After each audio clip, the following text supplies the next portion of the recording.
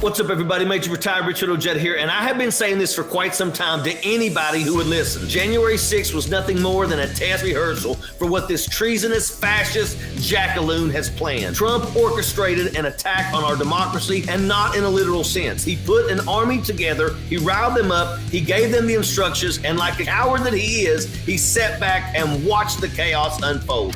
You call me down! We fight. We fight like hell.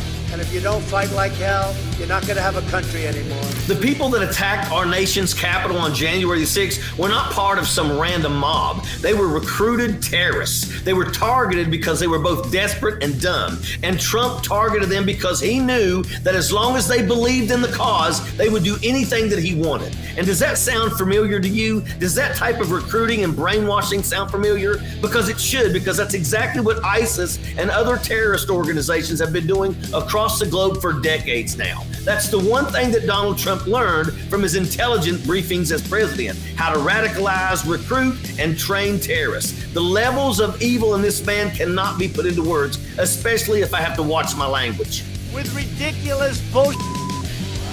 The question that I get asked all the time is, why is Trump not in handcuffs yet? The danger that this man poses to our country cannot be more clear. He is determined to start a civil war. And should I say that again? He wants to start a civil war. He wants to see Americans kill fellow Americans. I wonder how many days, just ask for a friend how many days it take the Patriots to take over this country. Think about it. You don't want that to happen here, I don't want it to happen, but if our country and our government and our Congress and Biden and them don't get their heads out of their butt, it's going to happen. I assure you, it's coming. All so that he can retain power. That's all that he craves is power. He is a textbook definition of fascist. He's a wannabe dictator. He's jealous of Putin, President Xi, MBS, Kim Jong-un, Assad, and his dream is to be a dictator. The only thing that stood in his way was, 81 million votes. That's his only form of leadership. He should have challenged the election. This bill is a sinister combination of job-killing tax hikes and woke fascism that will destroy our nation. And to think that we had 11 Republicans go along with an extension.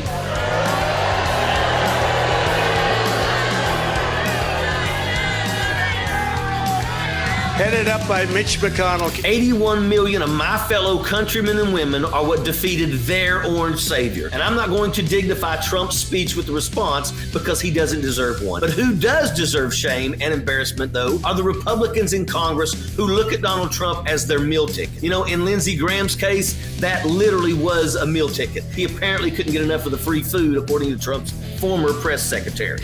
Apparently, she's implying that the only reason I want to be around President Trump is because of the food. So, The food? I'll let you determine if that's why I spend time with the president, because I need my next meal. The Republicans in Congress are okay with everything that Donald Trump did as long as they get to stay in power. They're all a bunch of mini fascists. But Stephen Scalise, he's a hypocrite. He's a coward, and he is unworthy of service in public office. Get your thoughts on things.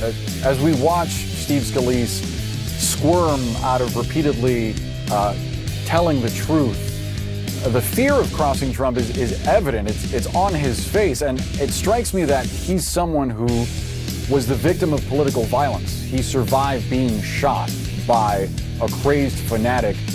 Does he not appreciate the danger of peddling the big lie? Scalise and the GQP can travel down that path, and I will be there every step of the way with the microphone to call them out. Over 2 million illegal immigrants streaming into America.